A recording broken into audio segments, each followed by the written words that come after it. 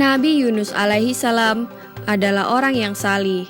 Sejak sebelum diangkat menjadi nabi dan rasul, beliau memang seorang ahli ibadah yang tekun. Ia telah mengajak kaumnya menyembah Allah dan meninggalkan penyembahan terhadap berhala, melarang kemaksiatan dan kedurhakaan. Namun di antara sekian banyak kaumnya itu, hanya 2 orang yang mau mengikutinya. Mereka adalah Rubil dan Tanu. Rubil adalah seorang yang alim dan bijaksana, sedangkan Tanu seorang yang tekun dan sederhana. Nabi Yunus alaihi salam mengatakan kepada kaumnya, jika dalam waktu 40 hari mereka tidak mau bertaubat, maka akan diturunkan azab oleh Allah Subhanahu wa Ta'ala. Namun ternyata kaumnya tidak ada yang mau memperhatikan peringatan Nabi Yunus dan malah berani menunggu datangnya azab itu. Nabi Yunus pun putus asa atas perilaku kaumnya. Ia pun akhirnya pergi meninggalkan kaumnya dan tempat tinggalnya. Setelah lewat 40 hari, tiba-tiba muncullah awan gelap di pagi hari. Dan di siang harinya, mereka melihat cahaya merah, seperti api hendak turun dari langit. Kaum Nabi Yunus pun pada akhirnya ketakutan dan berbondong-bondong mencari Nabi Yunus, namun tidak ditemuinya. Lalu mereka bertaubat dan menjalankan ajaran Nabi Yunus, dan azab Allah Subhanahu wa Ta'ala tidak jadi diturunkan. Nabi Yunus alaihi salam tidak tahu harus pergi kemana. Ia pun akhirnya tiba di tepi laut dan menumpang pada sebuah kapal. Sebenarnya penumpang kapal sudah cukup banyak, dan ketika di tengah laut, kapal itu kehilangan kendali akibat dihantam badai dan ombak yang dahsyat.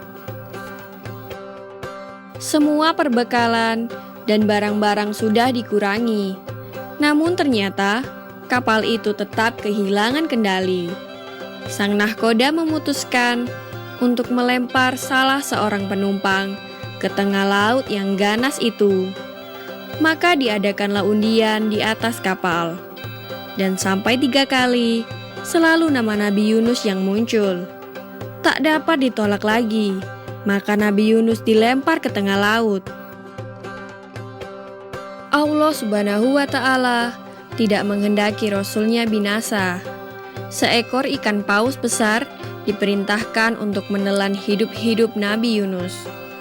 Di dalam perut ikan paus itulah Nabi Yunus menyadari akan kesalahannya yang telah meninggalkan kaumnya. Ia berdoa kepada Allah dan bertobat kepadanya. Ya Allah, tiada Tuhan selain Engkau, Maha Suci Engkau.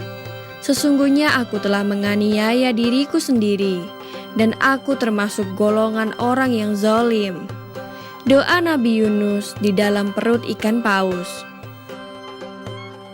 Atas kesungguhannya dalam berdoa dan bertaubat, maka dengan rahmat Allah Subhanahu wa Ta'ala, Nabi Yunus dikeluarkan dari perut ikan paus.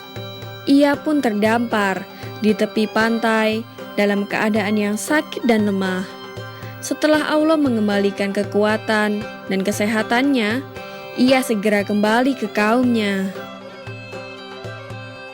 Tak disangka, ternyata kaumnya itu nampak menyambut kedatangannya dengan gembira.